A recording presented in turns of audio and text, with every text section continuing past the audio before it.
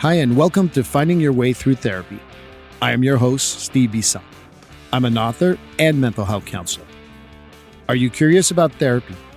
Do you feel there is a lot of mystery about therapy? Do you wonder what your therapist is doing and why?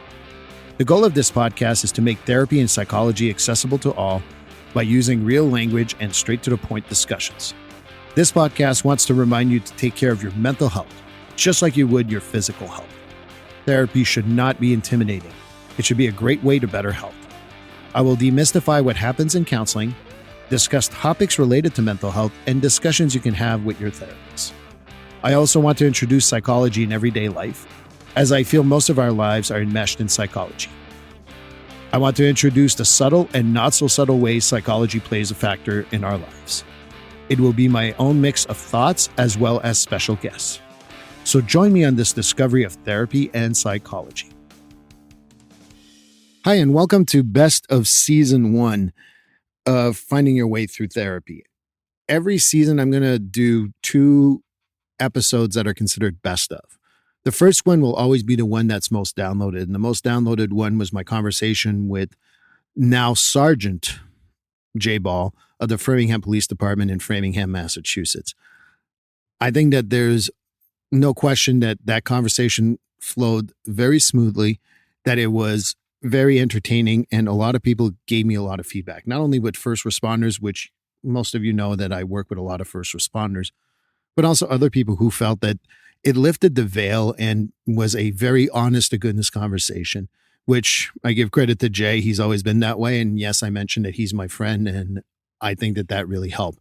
So much so that I'm going to have him every season to have a quick conversation, or not so quick, depending on how long they go, in regards to mental health and first responders, particularly police officers. So enjoy our conversation and let me know your thoughts. I interviewed a friend of mine. His name is Jason Ball. He's a police officer currently at Framingham Police Department, serving as the school resource officer. I got to tell you that everyone that I know calls him J-Ball. I don't know of anyone who calls him Jason other than his mom. And I think that Jay has such an interesting career. I met him in 2000 or so, and in 2004, he actually graduated from the police officer class in Quincy, Massachusetts. He got his bachelor's of science in criminal justice from the University of Massachusetts. He also is certified in mental health first aid since fall 2018. He's someone that has worked several positions across different departments, from the MBTA to Milford Police Department to Framingham Police Department. He's been a detective in both Framingham and Milford. He also has been involved with multiple drug task force, and he has always been very involved with that stuff. He is currently also the law enforcement liaison for the Middlesex County Veterans Treatment Court Office in Framingham, Massachusetts. He helps individuals who served our country in the armed forces receive treatment instead of non-treatment based decisions typically imposed during court proceedings. He's also been recently appointed to the Governor's Opioid Recovery and Remediation Fund Advisory Council. He's instructed many people. I've seen him do it with civilians, including young kids. He has also worked with other police officers to instruct them on mental health as well as narcotic and investigative stuff. I've truly enjoyed doing this interview with him, and I thought that we gelled well. We actually got to know a few things we didn't know about each other and stuff that we both knew that we never talked about. So it was a pleasure to talk to him. So please, let's jump into this interview with Jason Ball, officer at Framingham Police Department. Enjoy. So welcome to Finding Your Way Through Therapy. My name is Steve Bisson, and I'm here with Jay Ball. I think we were talking right before we started recording. I know you. We've known each other for a long time. I'm not going to call you officer, but I guess I should go Officer Jay Ball. But welcome to the show. Hey, thank you very much. Yeah, and then like we'll probably get into in a little while, I'm a very informal person. It's Jay Ball, and it's been a long 21 years. It's amazing, and we've done a lot of stuff together, and it's amazing after all those years coming together. in something like this and as important as this in mental health. And I really think that me and you have known each other working. You worked in your field for all that time. I've worked in my field for all that time. I think we did that one thing for the Milford Police Department for the young people who were doing the police department stuff. I think that's the only time we actually really worked hand in hand on something. Yeah, there probably were two roads at one point. I'm sure we were on road A and B, and then we started to go probably each one to the left, one to the right. And like I said, it all came back to here. And if you asked me when we met, even when we did that thing in Milford, I would have never, even probably about 4 years ago, thought we'd be having this conversation. Well, I'm just happy that you're here, and it's just fun. I've known you for all this time. I know your bio, but it is really impressive. And one of the things that I've seen in the last few years, me and you have always had a great relationship talking about mental health, but I've definitely seen it increase, especially with the first responders and all the work that you do there. So is there anything at one point that really triggered your interest that made you start do more mental health work with first responders, or was it just a interest that you've had all that time? I'd love to say it was like an epiphany one day. I was sitting in a classroom in 2018 and I said, geez, you know what? You're trying to teach police officers mental health first aid. And I was like, police are awful to talk to. They're awful to teach. I'm one of them. It's horrendous. And I asked, and I'll bring up Caitlin Dehe, who I teach with some classes. And I said, would you like a police officer? And she was like, it's actually part of our class. I joke about it. It's like I'm the last person. But I would like to say it's 2018, but I noticed, especially during that class and, having yourself as a friend, my wife was in the mental health field, a lot of your mutual friends, you fought it for a long time from being in the military, myself being in the military and then being a police officer. You don't think of a lot of things that happen to you over your years. You just deal with it. And, that's part of it. You deal with it. And I think that when I started taking that mental health first aid class, I went back and thought of a lot of things that affected me over the years. And then all of a sudden hearing some of professionals like yourself talking and others in the mental health field talk and say, listen, yeah, you may have been blowing this off for a long time, but you start to think of things tying into each other and having a dramatic effect on your life. I mean, it's, what I find, and you can correct me if I'm wrong, I find that the work as a first responder is one type of stuff that you see or you hear, and it kind of builds up. But then you also have a personal life, a private life, and that also kind of plays a factor into your mental health. And that just like accumulates and accumulates. I know that the old joke that I have with some of my clients is that police officer or firefighter by knowing that they have three wives or more.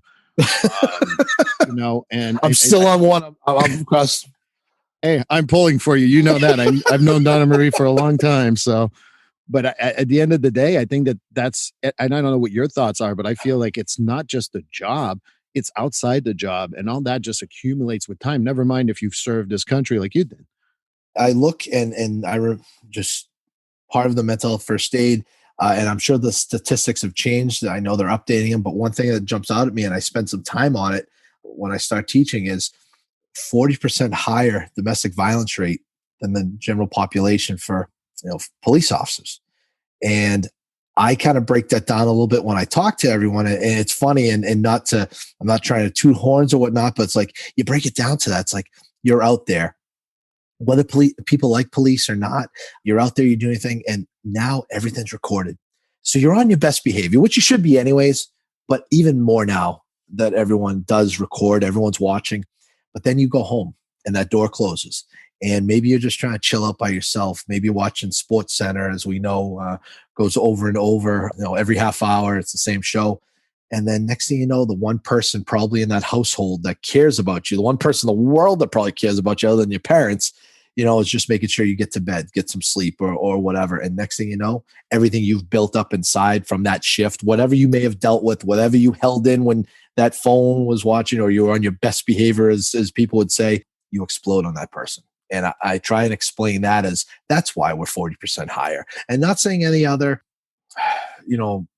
profession is any different. Many professions are stressful and no one is better or worse than the other. But I can say as a police officer, that is one area where it's like, I'll describe that, that's how that we're that much higher.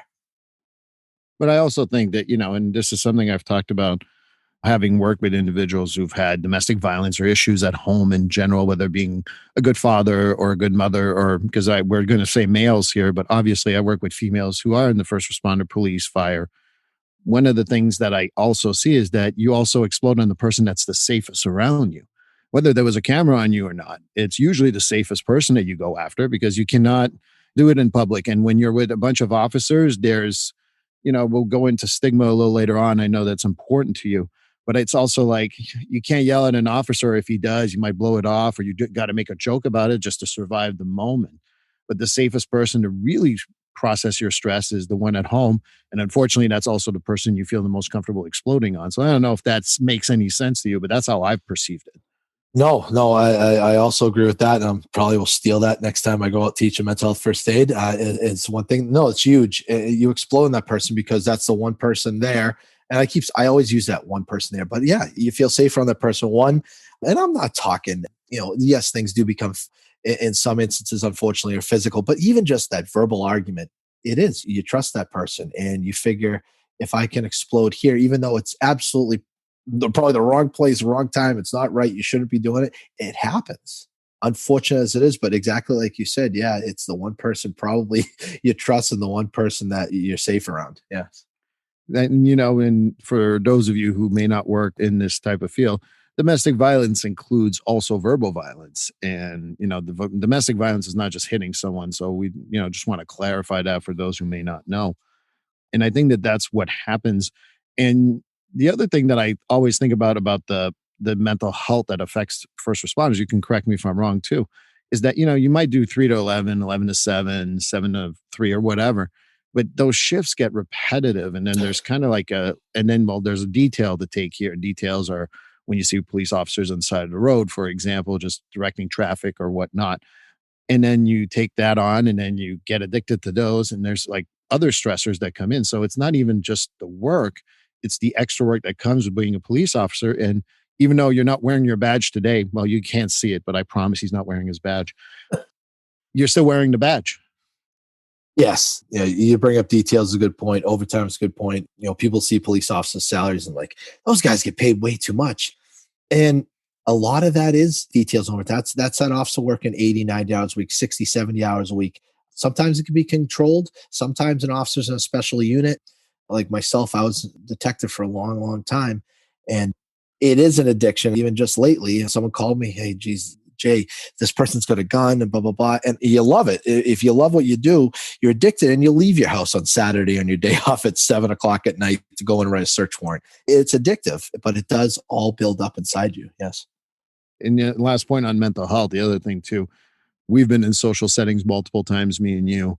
How many times have I seen, and I can think of one of my friends that does it all the time. Hey, you're a police officer. I have a question for you.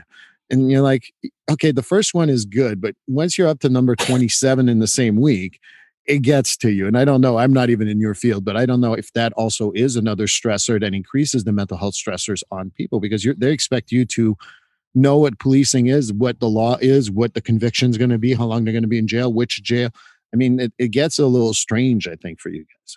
It does. And I hate to always, not hate to, it's funny. I relay back to the mental health first aid and talking to people about it and not an indictment on anyone's field, but I'll sometimes refer to a financial analyst or a plumber. I'll pick any field and I'll say, when's the last time you went to a party, no matter what the feeling was around police officers, and someone asked the plumber how to put a T joint in or whatever. I'm not a plumber. I don't know. Or they ask a financial analyst, hey, what's a good stock to grab?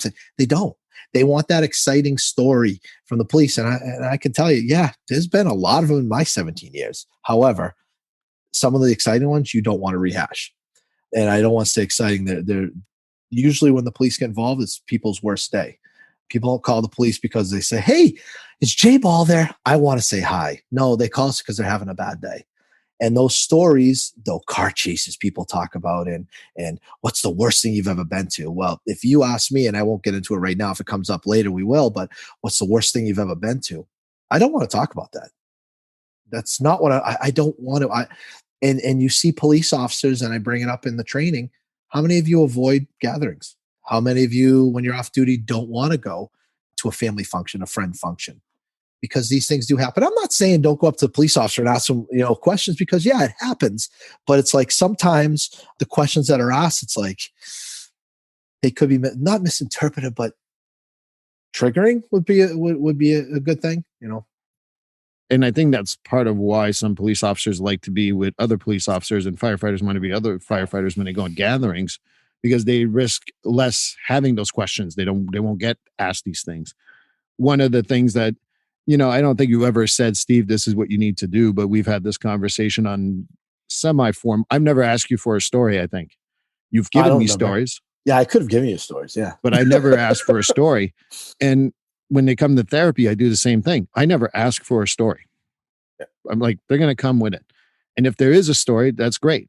And if there's no story and they want to build the relationship, because, we'll get into the stigma, but I know that, going to see a shrink for your mental health, there's a stigma that goes with that. So for me to go, let's talk about, I don't want to trigger anyone, but, been to a SIDS call with a firefighter. And that's like, for some people, that's triggering, especially you have kids that age and so on and so forth. So I never asked that question. I always ask, why are you here? And people say, that's not a good question. I think that's an excellent question, because that way I'm not leading anyone to anything. But I think that with first responders, they expect me to go, all right, well, did you love your mom or whatever? And I never do that. And they always go like, you're just talking to me. Well, isn't that what therapy is all about? But anyway, so a little bit about mental health. And I'm happy we're talking about that. One of the things that you talked about, you touched on it a little bit with the cameras and everybody being on that. And we obviously know about the stories that you hear from different areas of police officers.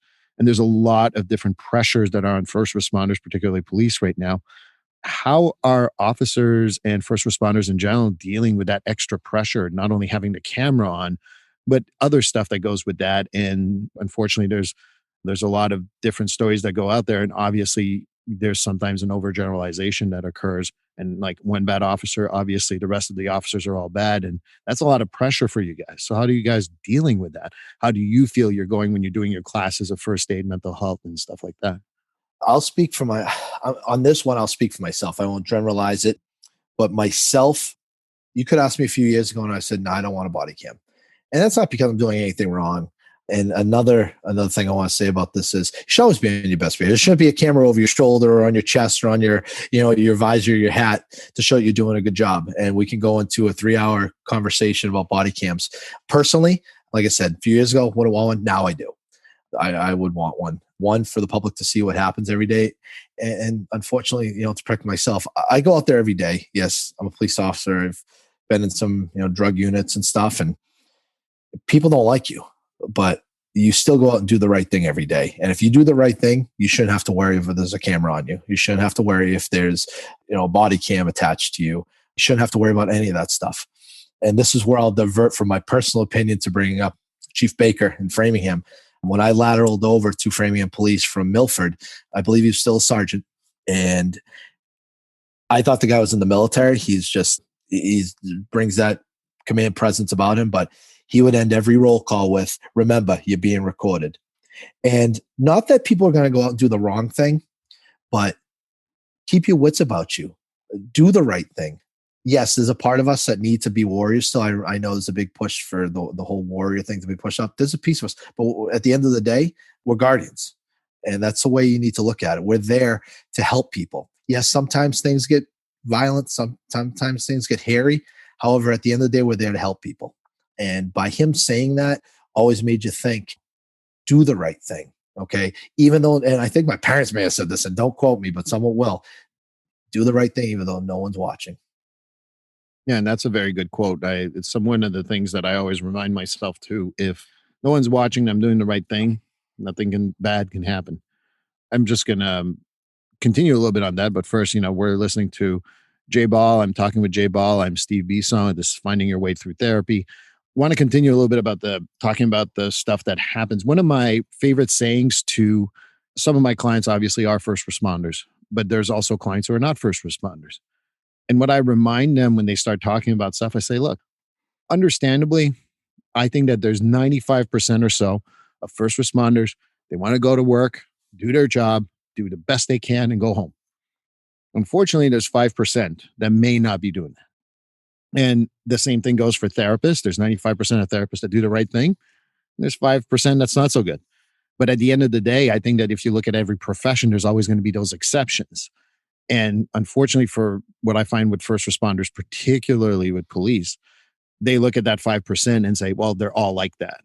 And that's a lot of pressure for you guys. You talk about a body camera, but what about that overgeneralization? How do you guys deal with that? Because again, I've worked with you. I was in Framingham for a long time doing some mental health evaluations and some stuff around that. All the guys that I knew are pretty good, and it's a different pressure because that's not at all my perception of my experience with you guys. Yeah. Yeah. First off, and we've talked before. I'm born and raised in Massachusetts. I left for a while. Not a huge fan of Mass, but I got to say one thing: we have, and not putting down any other state, because I have police officers that I am friends with all over this country, all over this continent. I will say we do a phenomenal job of policing in Massachusetts. I think we're one of the most highly educated police forces as a state in the country by far. But some of the other stresses that I think of is, I think it was Chris Rock, our comedian, said, geez, if only 1% of the police officers are bad, imagine if we had that with airline pilots. And yes, funny, anecdotal, I get it. But the law is very complex. Escalation of incidents, okay, great. We're at a level of, it could be assaultive bodily harm, which is on our defensive tactics. Well, you got to come back down again. It's de-escalated. So it's more than like you joke about that, the plane comment. Okay, 1% of pilots, are bad. That's bad for all the passengers. But policing, like there's other occupations that are like that. The law's complex. Dealing with people's complex. Even the big thing is de-escalation, and I'm all for it. I've been involved in stuff, and I don't try and talk about myself. I let other people do that. But there's been scenarios where the escalation tactics have worked and they haven't worked. So those are all different things. I can go on and on about it, but those are stressors. Am I doing the right thing? Is someone going to second guess me? Yes, the person had a firearm out. Do I pull my firearm? I believe, and I feel like I can say there's a lot of second guessing going on in policing, and it's stressful and it's burdensome to the officers on the street. Well, I think that one of the conversations I remember me and you having privately is that I can train you at the academy for 7 years. You will not be able to repeat every single scenario that you're going to face on a daily day basis. And I think that that's part of a little bit of what I find with the pressures of I say the media, but I think the general population, it also plays a factor. And like you cannot rehearse human behavior. And obviously I'm in the same field in human behavior anyway. And that's kind of something I remind a lot of people is that you can't rehearse human behavior. So I think that that's the hard part when I hear about XYZ. I don't want to talk about any specifics, but I think that mental health and first responders, the same thing. Like people come into my office. The greatest thing about my job is I don't know what the next words out of their mouths are going to be. And the worst part of my job is I don't know what the next words of their mouths are going to be. And I think that you face that too. And I think that police may have a lot of scrutiny because of that, but I don't think it's a lack of training, whether it is Massachusetts or anywhere across the country or across this continent. And obviously I'm Canadian and American now. And I know a lot of people across, but how do we respond to people who don't get that? That's okay. See, you've been throwing me ground balls all the time. I don't know. Hey, you know what? So it's the third question, man. I gotta Yeah, get there. geez, that's three. So I don't know. You brought up a couple of good points. It's all fluid. Everything changes by the minute. Things can escalate, things can de-escalate. There's a lot of work to do it in policing.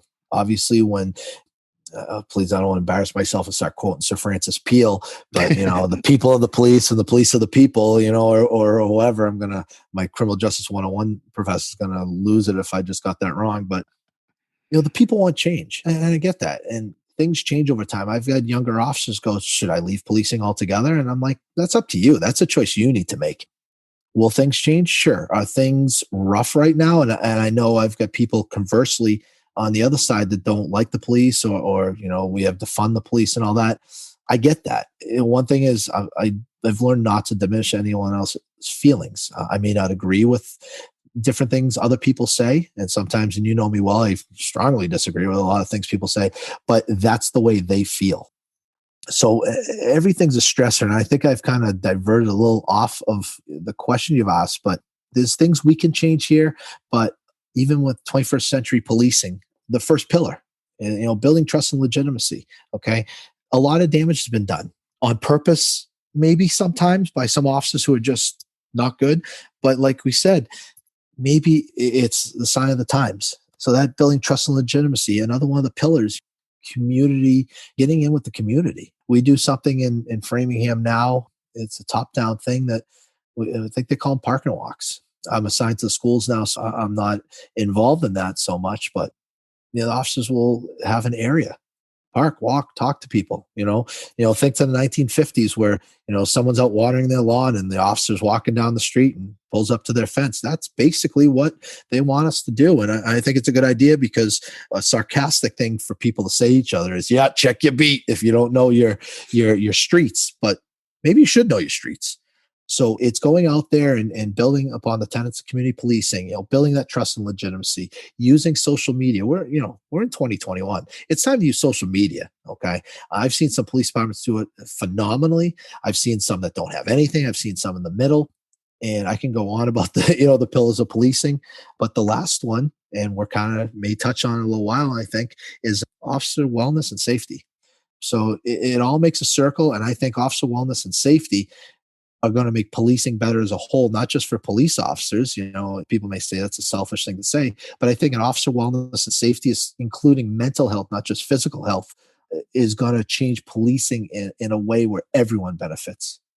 I agree wholeheartedly. And I got to admit to you also that, you know me, I'm opinionated also.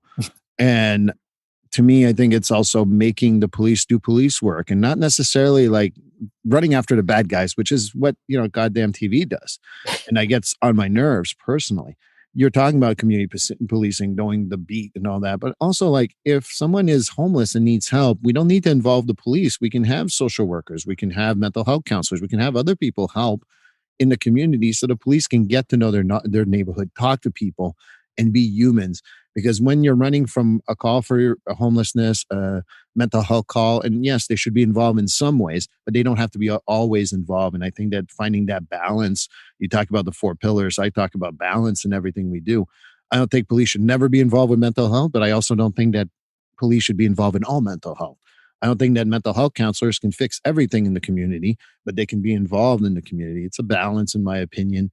And obviously, I'm a little biased in that way, but that's kind of where I see the future of policing is that how many times have I got calls from even my clients who say, "Hey, such and such is going down in my town, but we don't have a social worker, we don't have a mental health guy. What do you recommend?" And it's sad that we don't have social workers and mental health doing part of that work anyway, not the whole work, but part of it. Yeah. And I had to stop writing on one of my papers. I think I got to 50 pages for when I graduated. I'm a big, and you and I have discussed this before, I'm huge on co-response. I'm 100 million%, if that's even a number I can use, bought in on No it. one's listening anyway. We're good. I'm totally bought in on it. Having clinicians, mental health professionals travel with police is phenomenal. I think in our area, and I'm going to throw her a plug, Dr. Sarah Abbott. She's done a great job setting all that up. Who is she again? Yeah, yeah. I think there's Sorry, more Sarah. people. I'm kidding. I'm kidding, Sarah. I think there's more people that don't know her. I mean, do know her than don't. Right. Phenomenal. But like her programming, yes, you have the Memphis model, CIT down in Memphis, Tennessee, that is tracked, and I believe in it. I believe in that too. But the co-response model is phenomenal, and it's sad. And I don't want to paint a bad picture, but I say to my class, most police officers, it's amazing because some guys that I look at, I'm like, what? They don't have a problem driving a clinician around. They don't.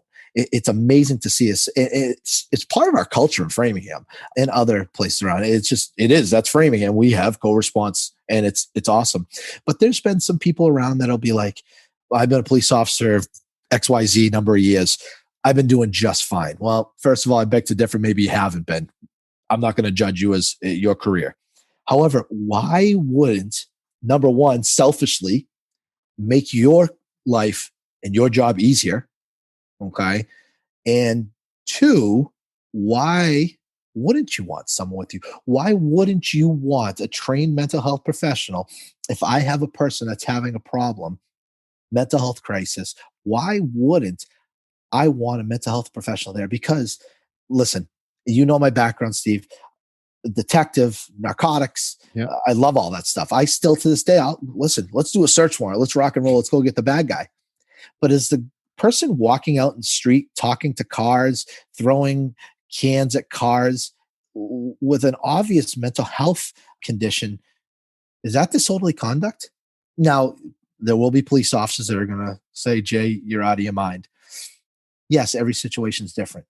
But if I can get a clinician to that and evaluate that person on the side of the road, why would I go down the road of disorderly conduct? And I laugh because one of the parts of the law element is tumultuous behavior. Now, I'm from Lawrence. I couldn't spell tumultuous without spell check. But every police officer that's made an arrest for disorderly conduct in their life has written tumultuous behavior. Great, tumultuous, great word. Let's stop using it. If we can divert it and get that person help through a mental health professional that's sitting right next to you by my cruiser, why aren't we doing it? Right. And I'm not saying we decriminalize things because that's so far from what I believe as a person, but why are we loading? I think it was Rikers Island, Cook County Jail, and LA County Jail have the largest mental health populations in the United States. I mean, like I said, I'm not walking around hugging trees, but there's a reason for that. Are we over arresting people who should be going to the hospitals? Now, you just mentioned how mental health professionals. I totally agree. I think that co-response, like I said, I'm a huge believer in it. Well, I think that's a little bit of with finding your way through therapy, not only with the podcast, the book I wrote, is a lot about talking about those co-responses and being able to be all humans. I don't want to go into too many stories on that. I think that me and you may have to do another podcast because talking about the CIT model versus pre versus post arrest, talking about drug courts, talking about veterans court, which we'll touch on base a little bit because I know you work with them. But all that stuff about diversion is probably more important because we closed all the mental health hospitals and the jails became the biggest mental health hospitals in pretty much every state that closed all their mental health hospitals. And so, I mean, that's a whole subject in itself. But I want to come back to a little bit of what you talked about. And I think it goes a little, what I found when I first started. And again, Sarah Abbott, who was the founder of the jail diversion program in Framingham, I know that it's been converted in many, many, many, many places since then. And Sarah, should call her doctor, but I've known Sarah for a long time, so I think I can call her Sarah. I feel weird not saying doctor. Actually, no, I feel weird not saying Sarah, but it's like doctor. But she brought that in, and I remember she invited me, and she was so gracious, and I really appreciated that.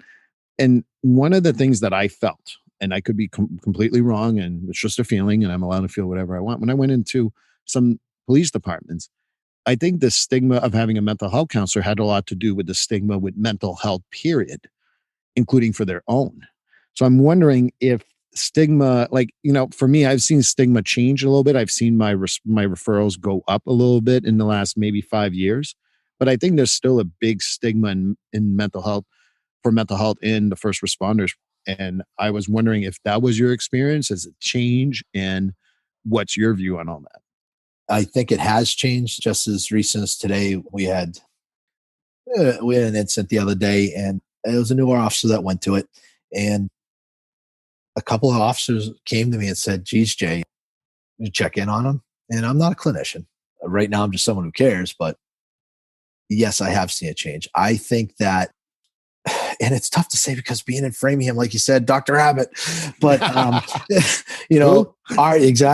chief, that's how he was brought up through that. And I think we're getting leaders now that understand that. Yes, there's a stigma associated with it. There's still people, officers, there's still other departments. I won't even comment on size, that there's a stigma associated with it. But I think we're getting more and more leaders. And I put my lieutenants, captains, sergeants, whatever, not Framingham, but anywhere that come to my mental health first aid classes, I kind of put them on the spot and I say, listen, y'all got hired as patrol officers. And I always go selfishly and I say reality. Selfishly, you spent a lot of money to put this officer through the academy. That officer was of sound mind, morals, and everything when you hired that officer.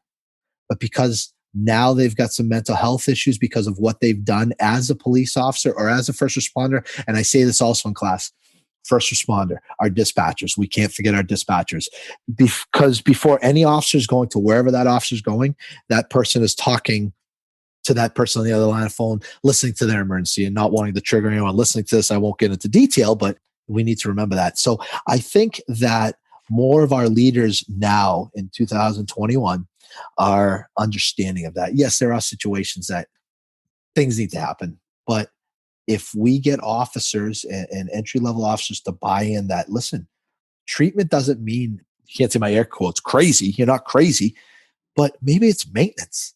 Maybe you're maintaining yourself because you got hired and you were just fine. But I go through some of the things like hypervigilance. I go through things of carrying off duty. Did you do any of this? Do you have a plan if something happens when you're out with your family? These are all things I'll ask someone, hey, what did you do before you became a police officer? And I had one officer the other day who's been on for 3 years tell me she was a office manager, a billing manager somewhere. And I said, hey, what was your biggest decision you had to make every day? And she said, without a doubt, it was making sure I had the right color heels on. And I said, okay, awesome. You just played right into my hand. What's the biggest decision you have now? And she goes, well, I can't narrow one down. We've changed. You change as a person. I always joke. I go, 4 officers try and sit down in a restaurant. Who's looking at which way do we sit? Oh, we put our faces to the door. I said, who else does that? Do you have friends that work at XYZ Corporation? Do they do that? Do they have a plan if something bad happens? Do they carry off duty? Yes, in Massachusetts, obviously different than Texas and all these other states where you're open carry, but do we do things? Is that hypervigilance? Was it there when we worked in the billing office? Was it there when we worked for a siding company or a roofing company? No, it wasn't. You've changed. And it's to make those leaders understand that, and they are now, make those leaders understand that maybe with some encouraging treatment, destroying that stigma, allowing officers. And one thing I start off my training, I'm sorry I'm long winded on this one, but it's a big one for me. If I start my class off, I put the PowerPoint off and I say, if I dropped right now, grasping my chest and fell to the ground, what would you do? And I get that silence because police are horrible to talk to and teach, I should say. And then Both. yeah, exactly. They'd say, like, Jay, you're stupid. I'm going to give you chest compressions. And then there's the jokes about the junior guy going to give me mouth to mouth, and I'm getting an AED. And all of a sudden, it's like, police, we're awesome. We're going to save this guy's life. He's probably having a heart attack. And I say, okay, right now, I start acting what you would consider crazy. I start talking to myself. I start eating parts of the rug. I just think of stuff up that would be abnormal to someone. What would you do now? And there's silence. Deafening. Deafening silence. Why? Well, you're doing some crazy things. Well, all right. Well, my heart's not functioning here, right? Yeah. Well, is my brain part of my body? And that's something, like you said, when did this all hit you? And I say 2018 or a little bit before, but that's kind of one of the things I thought. You know, my brain's part of my body, just like my heart is, like my hand is, like my leg is, like my anything, any part of your body. So that's what destroying the stigma in that I think people need to realize it's part of the body, just like your heart. Am I weak because I had a heart attack? Really? Is someone ever going to say that to someone? Yes, we may have poor choices in what we eat and what we do and what we put in our body sometimes. But am I weak because I had a heart attack? Then why am I weak because I have a mental health condition? You're playing my wheelhouse when you say that, because I've argued, and if you work for an insurance company, fast forward for 30 seconds. But for me, I tell all my clients, you'll never lose a spot with me. Come in every 3 months, 6 months. Hey, I'm doing good. No, I need a little oil change about this. But I think that mental health should be just like a physical. Do it every 3 to 6 months, even if you're doing great. Hey, I'm doing great. That's awesome. Keep at it. You know what, something happened and really bothered me. And I'm not just talking about first responders, just everyone in general. But with first responders, let's face it, you're more likely to see something that bothers you than what, we would consider the general population or civilians. And I hate to say civilians because I know that dispatchers are seen as civilians, but to me, they're part of the department personally. Yeah. No, that 911, and I say that just in case I have any police officers in my classes that are not on that. They know where I stand right away. Yes, we joke with dispatchers, but when that baby isn't breathing, or I can go a million different scenarios. Before we even know we're drinking a coffee in our car, before that's even coming across the radio or the CAD to us, they're talking that mom, dad, brother, cousin, sister, whatever, into helping that baby breathe again before we even get dispatched. And I've never been a dispatcher, and I don't want to think of it this way, but I can imagine myself feeling helpless. Yes, I'm walking you through what you should be doing, but I'm on a phone, and I can't myself, I could imagine feeling a lot of helplessness. And I don't want anyone that's a dispatcher to think that way, but I feel it's like, I wish I could go now, so I don't know if I could put myself in that position. But yes, they are civilians, but they're not. They're first responders just like us. I mean, the only side, my experience that's close to that, and I know your wife did the same thing. When you work for a crisis team for mental health, we do get those calls, and most people don't understand that there's a lot of work sometimes before what we call a Section 12 in Massachusetts, but there's like 50 names for in different states for what they are to send people involuntarily to the hospital. I just do that. I did that for a while and I found that extremely stressful, extremely difficult. Not because I couldn't handle it, but some of it's life or death sometimes. And so I'm never going to say that was a dispatching thing. So for all my friends who are dispatchers or listening to this, not comparing it at all, just saying that's the closest thing I've ever had. And I know I found that difficult. Oh, So absolutely. I wanted to briefly interrupt this great conversation just to introduce my book. My book is called Finding Your Way Through Therapy. Ironic, isn't it?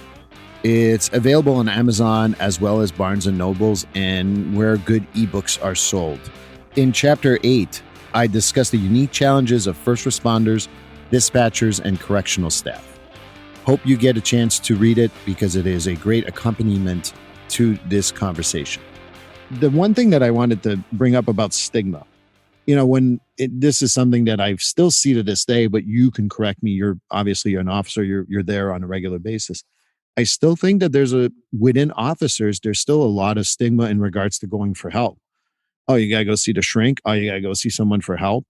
And I heard you laugh, but I mean, this is something that I've seen, and I don't know if that still exists, but that's still my experience with my clients that come in, are first responders, and they're even defensive with me, and I'm like, dude, I'm here for or whatever, but I'm a woman, I'm here for help. I mean, I'm not trying to screw you over from a job, and I think that part of the issue that occurs is that if I go see a shrink, I go see a mental health counselor, I'm going to lose my job, and other guys will know, or other women will know. So I don't know if that's still the case, but I wanted to ask you. Yeah, one of the running jokes myself and Caitlin Deehee have, like I said earlier, so we teach mental health first aid together. One of the running jokes we have is I always joke about and I say joke, but it's not a joke, but is going across to the employee assistance. Hey, you know what? Employee assistance programs are phenomenal. And she'll say, Jay is going to bash it in 20 minutes. No, I don't bash it. I think an employee assistance program works wonders for people. But I kind of tell officers this: you're afraid to lose your job, or veterans, because that's one big thing that, veterans, they're another population that is tough to deal with if you're not a veteran. And it's not that I don't believe in the employee assistance programs. I do. But when a police officer goes over there and, not, like I said, not to get into detail, but says some horrific incident that happens, I'm not discounting the counsel that's listening to it, but is the person that maybe at a desk that files paperwork for their job, that's their career, nothing, against that. Are they going to go up there with the same story? Because I know if I told some stories to some people, and they would be like, that's why it takes a special person to be a co-response clinician, just not any clinician, as you know, Steve. But like, if I told some of the stories that have affected me over the years to someone, they'd probably put me in a hospital. And that's the feeling that police have. I can't tell them that finding, someone who may have drowned or a child incident, they're going to think I've lost my mind. I can't handle it. And now the other thing we brought up earlier about the guardian versus the warrior, I'm here to protect people. Oh, now I'm weak. Now I'm weak because I'm having bad thoughts. I'm having flashbacks. I'm having recurring nightmares. I have anxiety. I have depression. Oh my God, if they put all this together, I'm not going to be a police officer. This is my career. That's all I know. And that all builds up. And next thing you know, you feel like everything you've worked for in your life being a police officer, it's over. So destroying that stigma is tough. It's tough with police officers. It's tough with veterans. I have some veterans that have come to me and said, Jay, you a clinician? Like I joke. I said, no, but I'll listen, man. I'll get you the right people. And, sometimes it is Steve. Um, so, but it's like, I only want to speak to a combat veteran. I said, well, dude, the list of clinicians who are combat veterans is pretty small. So Right. you're going to have to open up to someone. Some of them do, some don't. I said, can I get you to someone who I trust? And that's what I try and do, build that trust. So I'll get you to someone. Yeah, they're not a police officer. Yeah, they're not a veteran. No, they've never done it. But this is what they specialize in. Obviously, I'm not going to, I'm going to have my finger operator. I'm not going to go with a heart surgeon. But if I get a person who specializes in this and working, that's what I'm going to direct the person towards, you know. But it's that stigma. It's tough for police officers. Sometimes it's just, years ago, it used to be, and now people now define this as self-medicating, but choir practices. Young officers now, when I say choir practice, and I'll give the definition, you're shaking your head, Steve, but choir Oh, practice, so yeah, I shouldn't shake my head. Yeah, I know what you mean, but go ahead. is when officers at the end of a shift grabbed a couple of beers with each other, whether it be in a bar, a parking lot, whatever, and they just chilled out. You talk to younger officers now, I say quiet practice and I get Bambi in the headlights. And not saying that's a good thing because, yeah, people can say, well, that's just self medication, Jay. Well, you know what? Maybe it is. But we got together and we discussed what may have happened on shift. Sometimes the conversations to an outsider would be like, oh my God, that's so morbid what you talk about. But, and you know this better than me, Steve, coping strategy, I would say, correct? 100%. Dark humor, black humor, whatever you want to call it, is a coping strategy for a lot of people who are first responders, correctional staff, medical staff, frankly. They have to deal with it in some ways. But I think that when we say it outside of that crowd, you get the what? and part of that, what it's turned into, and I've needed to talk to people too, but it's like maybe at the end of shift, you get off at midnight and there's that officer, and you talk, but you've never had that conversation at 1 a.m, 3 nights in a row after shift. And it's like, guess what? Yeah, you may not be a clinician. You may not have a PhD. You may not have a master's, but you know what? You're listening to that person. And at that point, after a couple of those times, maybe it is just you and that other officer venting, but maybe at that time, you have to have that hard conversation. Man, you need to go talk to someone.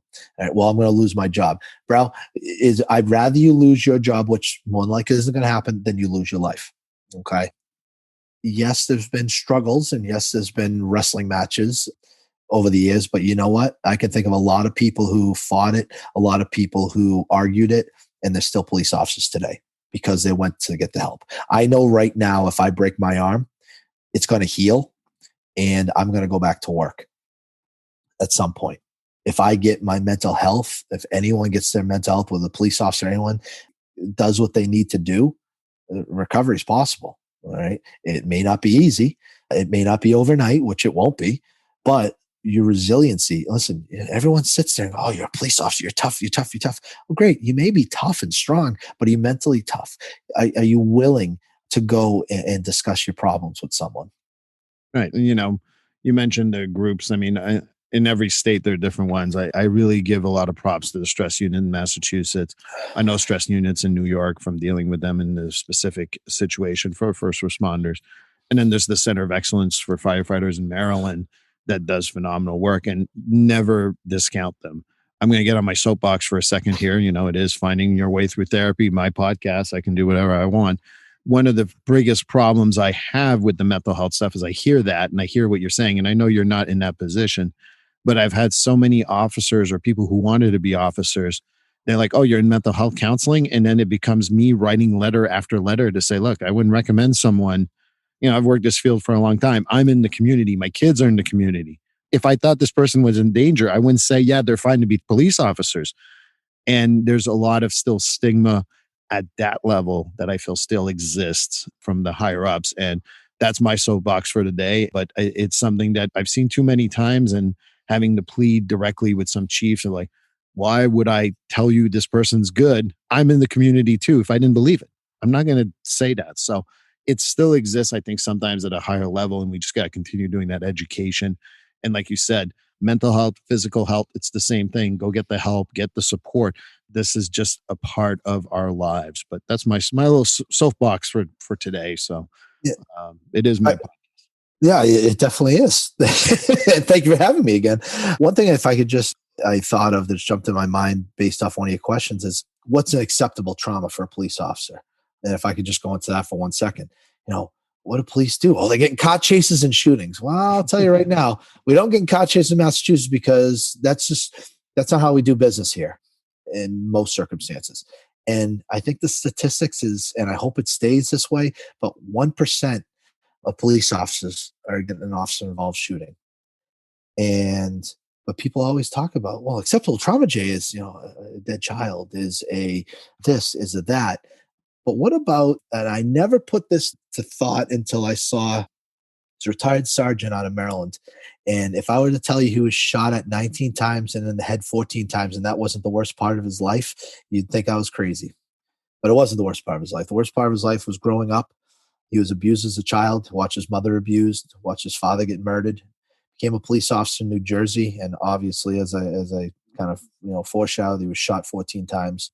How does that officer sometimes doesn't come out, goes to a domestic, and then you look and you wonder why this officer maybe, and I've never been in a situation like this, but think of it this way: the officer is at a domestic, and he may be getting a little rough. Now we think that, oh, well, geez, that officer was in a shooting. Let's rally around him. Or that officer was at an unfortunate child died. Well, why is he acting like an idiot at a domestic?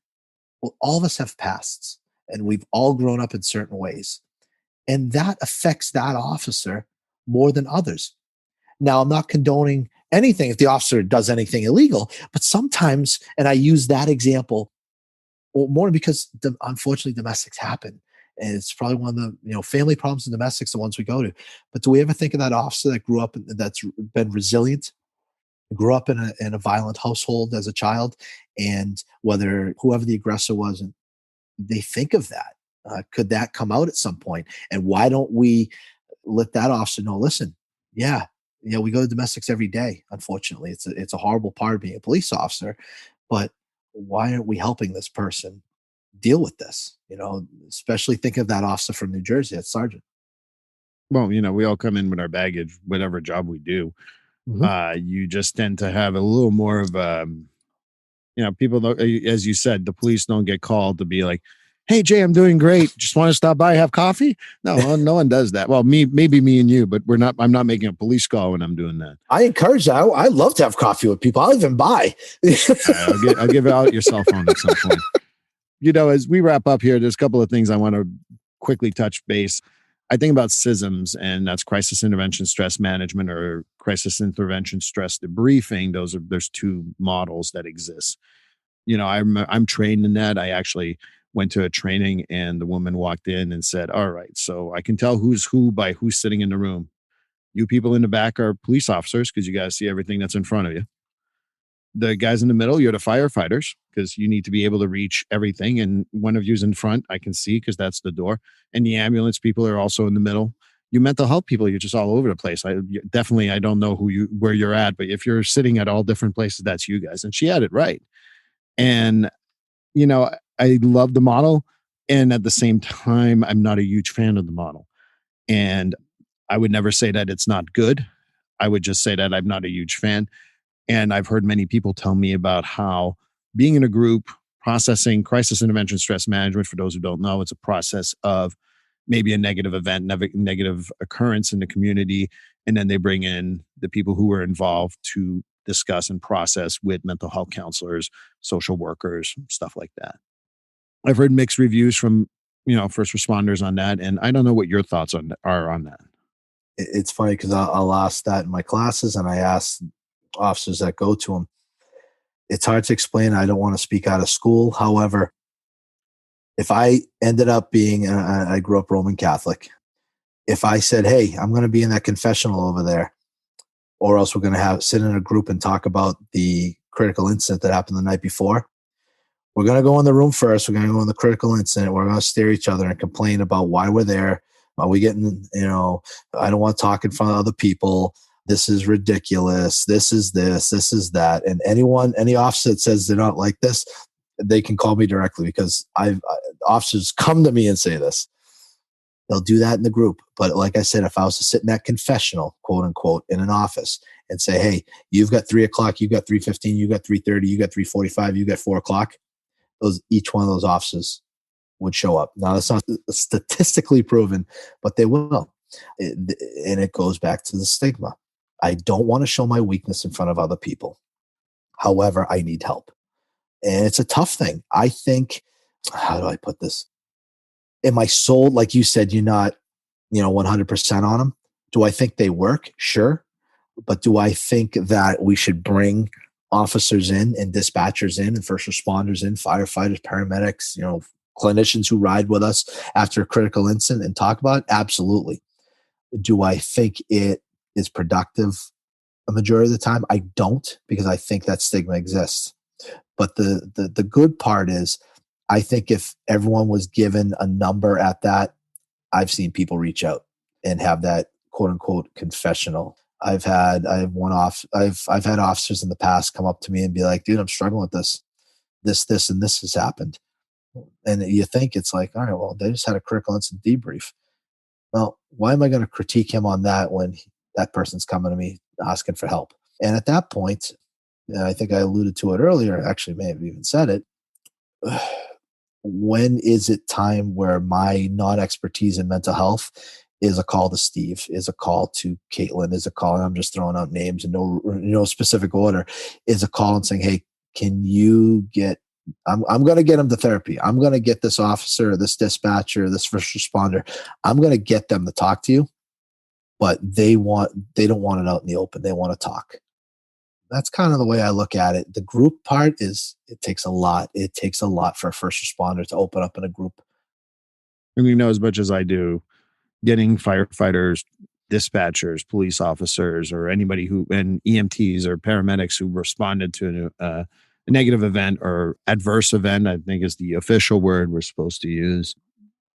I think that it's hard to get all that group in that room. And I also think that by the time you get that group in, it's 3-4 days removed. And if you've been faced with trauma before, your defense mechanisms have all kicked in very, very well and defended you. Yep. Whether it is your own thoughts and stuff like that, but also, as I call it, your medication. And people use different type of medications for that. But that's my view. Do I think that they can be successful? I think that people can be successful with that, but I agree with you wholeheartedly that there's got to be a method of the confessional, you call it. I call it more like, look, you don't need, here's a phone call, give a call to Caitlin, give a call to Sarah, give a call to whoever. And I'm also throwing out names, no one in particular. That might be more effective. But as we wrap up, I really want to talk a little bit about, I've worked in a drug court and I love my work in the drug court. And I know that you've worked with the Veterans Court for a while. And I work with a lot of vets also, first responders, vets. I mean, it seems like it's hand in hand now. I do appreciate everything that we do in there. How do you feel working with vets in a mental health, whatever court? I think it's called a Veterans Court still. Yeah, the Veterans Treatment Court. Yep. Yeah, I think that we call them recovery courts sometimes too, depending on where we're at. Is there a difference between working with a vet versus maybe perhaps someone who is in law enforcement, first responders type of jobs? Yeah, it is. I never, sometimes when I would see veterans do things, I'm like, why would they do that? But then I don't know. The best way to explain it is, you've got, police officers, they're going on this road, but veterans brings in all walks of life. And that's not saying all walks of life can't become police officers, but you've got all faiths, all races, everything comes into this. So people with diverse backgrounds. And what I see there is it's tough being a police officer there, because the one thing I like to say first and foremost to some of the veterans that I deal with there, for one quarter turn the wrong way, I'd be sitting right there. And it stinks because I wear a uniform now based on my current position. And I walk in the court and I want them to be open with me. I want them to talk to me. I want them to, we have things called mentors or civilians that help out the veterans who are in crisis and in court. And I want them to be that way with me. But at the end of the day, myself and Lieutenant Downing, who also is he's our court officer that helps out in Veterans Court and Recovery Court, it's tough because I'm a police officer, and I totally understand. But what I try and let some of the participants know is, man, for a turn here or there, I'd be right. I could be right there. You know, I look and I hear stories of what you've done, and I'm thinking, geez, I was almost there, or wow, could that have been me? And it's not a bad thing because these veterans are in there actually getting treatment. Right. And I'm not sure. I'll let you speak, Steve. There's a couple of things I want to say about Veterans Court. I like even with officers clear up the misconceptions, but I'll let you keep going, and I can add it in later. Well, no, for me personally, you made an excellent point. You talked about, a quarter turn left, a quarter turn right, whatever the case may be. I've said to people, like, where I've been in my life at times, I'm lucky that I'm not sitting in that chair and you're doing therapy with me. And have a pass. We all have a pass, and you might have a current pass that's going to be the pass in 10 years, and you can change from that. And I use that as a good way to do we called them drug courts. We now call them recovery courts. And I do that with my clients too. He's like, oh, I screwed up this or I screwed up that. And I'm like, okay, great. You know what? Well, we're all close to that, but we can change. And I use that as a motivation, just like you do. But veterans court have been historically more difficult than a recovery court because of the complexity of the cases. So that's why, I was asking the question, because veterans courts, most people think, oh, it's trauma. Reducing a veteran to trauma is such a disservice to veterans, in my opinion. So, yeah, no, absolutely. Like you said, and this isn't a scientific number, but I will say 99% of anyone that asks me about Veterans Court is like, wow, that's awesome. That's great. And then there's that 1% that have come to me and will be like, well, why are you giving veterans a break? And I joke with them. I go, Veterans Court, sometimes I'd rather take my chances in regular court, but you don't commit a crime. And I want to put this in a nice way. If you're a veteran, you commit a crime, you don't go to veterans. There isn't like, oh, you're going to Veterans Court. When we introduced it, and Steve said too, it's Veterans Treatment Court. All right. Veterans commit crimes and they go to regular court to include, and I'll say how you get into Veterans Court, but in a second, but it's like, there needs to be a treatment need. right. Is there an alcohol dependence? Is there a drug dependence? Is there underlying mental health causes? Is there, this isn't veteran commit crime, Veterans Court. No. Well, no, sorry. They did let's just say, for example, they did a B&E. Okay. Do they have a treatment need? Nope. And they refuse all treatment. Okay. Well, then they stay in regular court. But if there is a need based on VA, or, some veterans are VA connected, some are not VA connected, that's another day. That's a podcast in itself. Exactly. But they come in, and then the VA, the Veterans Court, the way it is, Veterans Treatment Court, the way it is structured. And what needs to be known, the misconceptions also with not giving veterans breaks, when they go into Veterans Court, it can't be a crime that you can be indicted for. The best way for me of saying this, it can't be a felony you can go to state prison over. Okay.